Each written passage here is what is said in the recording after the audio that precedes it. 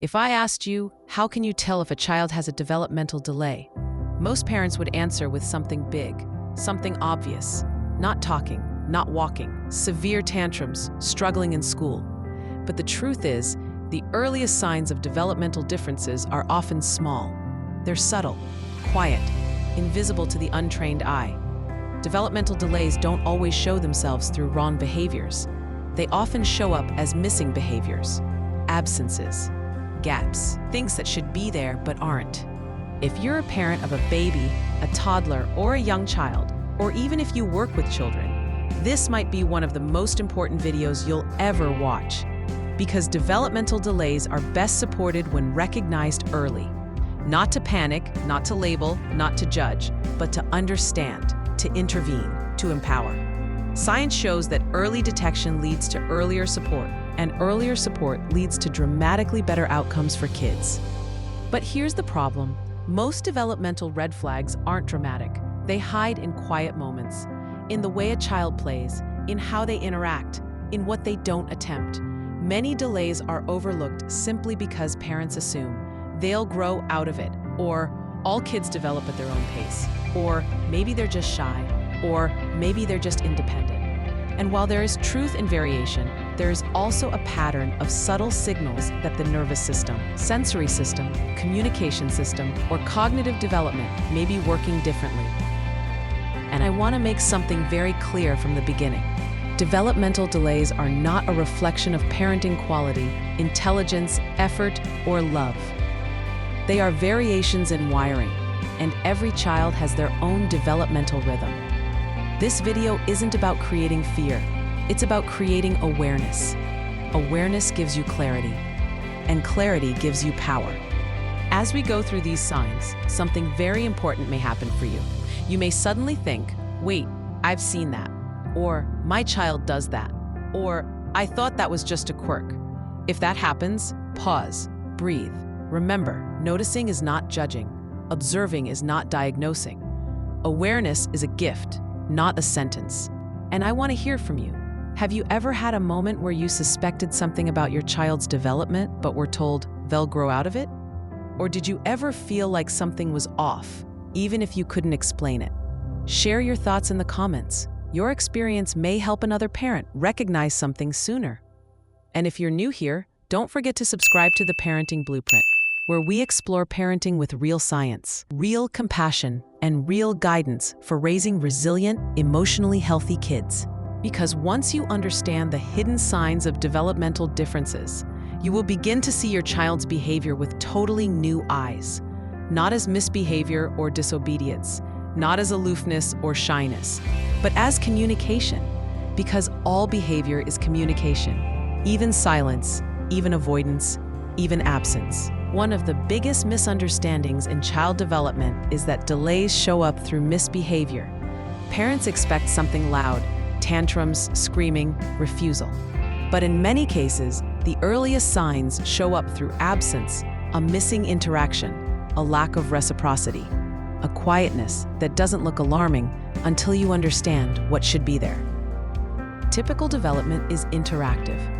Babies and toddlers are wired biologically to reference parents, glancing back for reassurance, pointing toward interesting objects, checking for reaction, seeking co-experience. A child exploring the world usually looks back at their parent, as if to say, "Do you see what I see?"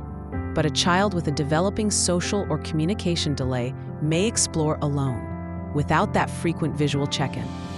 They may seem independent, self-content, or easy, and many parents think that is a blessing. But sometimes independence is actually disconnect. In typical development, young children share attention. If a plane flies overhead, they look at you. If they hear a sound, they search for your eyes. Did you hear that too? This is called joint attention, and it's one of the earliest building blocks of human communication. When it's missing, it's not rebellion, it's a developmental clue. Another subtle absence lies in imitation. Babies mimic facial expressions, toddlers echo sounds, young children emulate gestures and actions. If a child rarely imitates, doesn't copy clapping, waving, pretend play movements, animal sounds, that absence can signal delays in social learning or mirror neuron development. Then there's name response. Parents often interpret this incorrectly. Many children with developmental differences don't always respond to their name. Not because they don't hear it, not because they're ignoring you, but because their attention system isn't wired for dynamic switching. Their brain doesn't automatically shift from internal focus to external signal. So instead of responding, they stay inside their activity. It looks like ignoring. It's actually neuroprocessing. And this is important. Sometimes these children excel in certain areas, puzzles, memorization, detail-oriented tasks, while lagging behind in others. This uneven skill profile often confuses caregivers. They think they know shapes, colors, letters, so surely everything is fine. But advanced isolated skills don't cancel out missing relational ones. Parents also often misunderstand repetitive or unusual play. A child who lines up cars instead of driving them, sorts toys by color, spins objects, or repeats motions may not be just quirky. Their brain may be finding predictability and sensory comfort through repetition. It's not bad play, and it's not misbehavior. It's communication through pattern. And perhaps one of the most misunderstood signs is sensory avoidance. A child who avoids certain textures, refuses new foods, covers their ears at certain sounds, or avoids physical touch isn't being dramatic. Their sensory system may be hypersensitive. These reactions are often brushed off as picky, moody, or high maintenance, when they're actually neurologically driven. When we begin to see the invisible signs, the missing gestures, the quiet non-connection, the lack of shared attention, the delayed imitation, we begin to realize something profound. These children are not difficult. They are navigating the world differently. And it is not about panic. It is about early support. When a parent begins to notice something different about their child's development, the first emotional response is often uncertainty. You start questioning yourself. Am I imagining it? Am I overthinking? Are they just shy? Is it just a phase? And because parenting culture encourages dismissal, don't worry, they'll catch up. Boys talk late. Einstein didn't talk until 4. Many parents silence their instincts. But parental intuition is powerful. When something feels off, even slightly, that feeling matters. Instead of looking for one dramatic behavior, what matters is the pattern over time. Does the child repeatedly avoid eye contact? Is there consistently limited pointing or showing? Is imitation rarely present? Does the child drift into solitary play for very long periods without referencing others? These patterns reveal a developmental trajectory, not an isolated moment. And here's the empowering truth. Noticing these things does not mean you're labeling your child. It means you're observing them. It means you're understanding them. It means you're advocating for them. Children don't need parents who look away and hope for luck. They need parents who pay attention and seek knowledge. If you notice possible delays, the next step is gentle, supportive curiosity, not panic. Communicate with your partner, with caregivers, with teachers. Share observations, not conclusions. Instead of, I think something is wrong, try, I'm noticing some differences in how they interact compared to typical developmental milestones. This language reduces defensiveness and invites collaboration. And when you bring concerns to a pediatrician, it's important to be specific and descriptive, not vague. Saying he doesn't respond to his name when he's focused on something gives more insight than simply, he ignores me. Talking about what you see, rather than what you fear, leads to more constructive conversations. And let me offer a perspective many parents urgently need to hear. Developmental delays are not a destiny. They are a data point. They are not a verdict. They are an opportunity. The brain at a young age is plastic, flexible, adaptable. Early interventions, even very small ones, can have extraordinary outcomes. Many children who receive early support dramatically blossom in communication, social skills, sensory regulation, and emotional expression. But there is another layer, emotional environment. The way a parent reacts to developmental concerns can shape how the child experiences themselves. If a child senses they are behind, failing or different in a bad way, they may internalize shame or inadequacy. But if they sense that their parent understands them, supports them, and sees their strengths rather than only their difficulties, they develop resilience and confidence. Every child, neurotypical or neurodivergent, deserves to feel deeply accepted. We also need to talk about comparison. One of the most harmful things parents do, unintentionally, is comparing children. Her child talks more. That child is more social.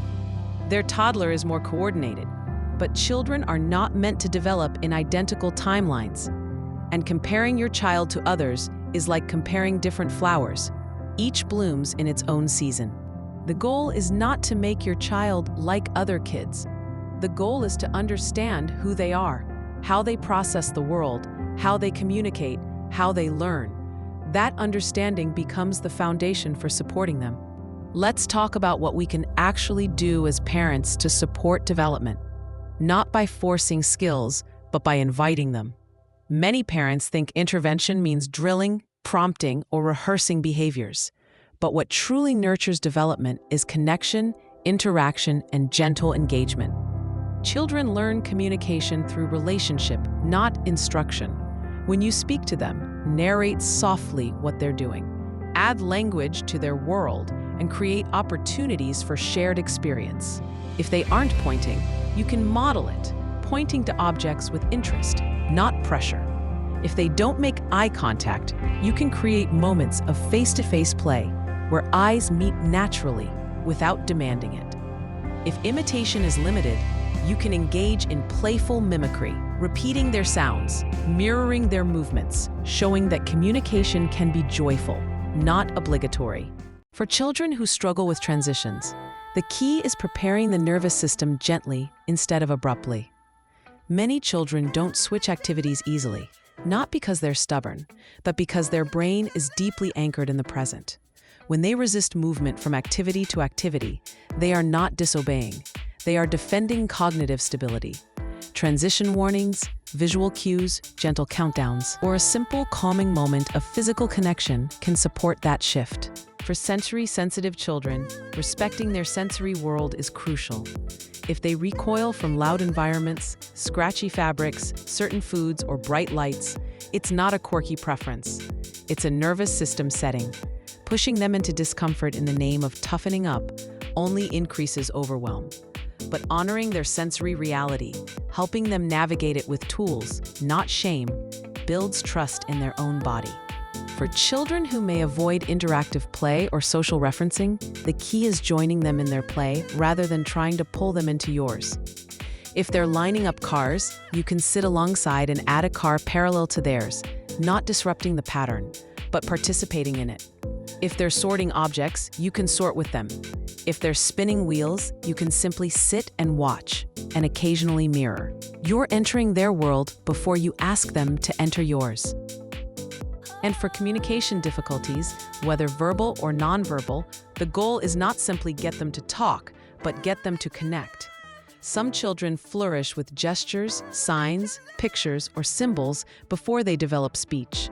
Communication is not limited to language. It is any exchange of meaning.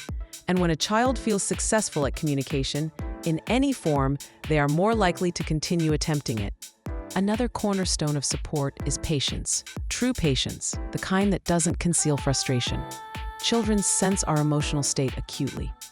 If they feel we are anxious for them to perform, improve, or catch up, they may withdraw further.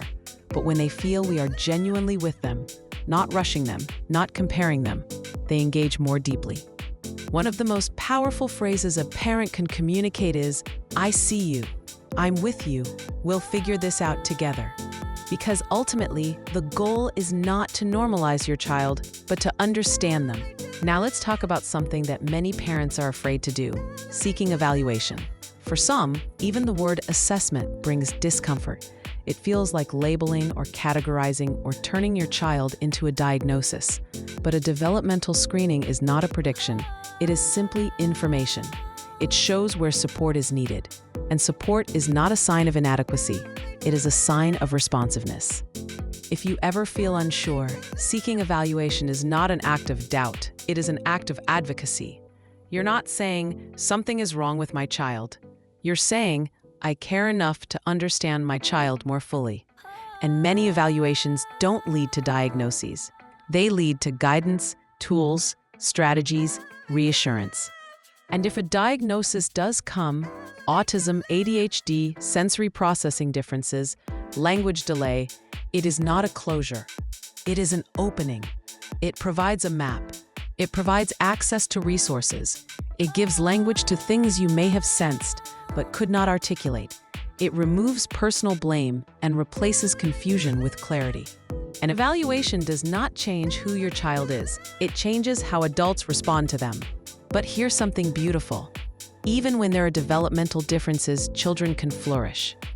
The brain continues to grow new pathways, and with the right support, kids who once struggled with communication can become expressive. Kids who were silent observers can become engaged participants. Kids who were overwhelmed can become well-regulated.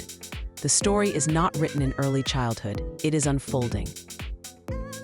And while all of this is happening, you are at the center of their universe. Not the school system, not therapists, not doctors. You, your attitude, your tone, your expectations, your acceptance, these shape your child's inner world more than any intervention ever could. Children who feel accepted grow with courage. Children who feel misunderstood grow in shame. Children who feel supported gain resilience. Children who feel pressured shrink. You are the mirror through which they develop their first sense of self. And I want to say this to every parent who has ever felt a pang of worry, a moment of doubt, a silent fear.